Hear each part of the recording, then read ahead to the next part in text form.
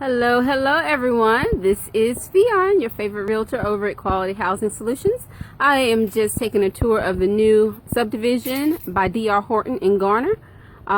This model is the Winston, and we're just going to take a quick peek and see what they got going on here. The Winston is about 2,546 square feet, 2,546 square feet. We're going to walk right into the dining area here to your left. Has the chair rail molding and the shadow boxing underneath. Go right down the hall. To the left we have the coat closet there, and then you have the linen closet and a half bath.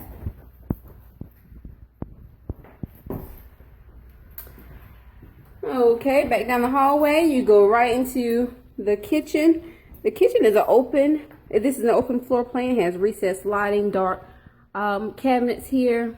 Stainless steel appliances.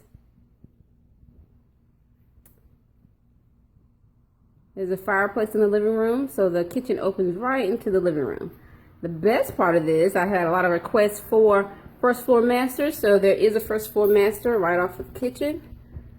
So this is the first floor master. Take a peeky in here.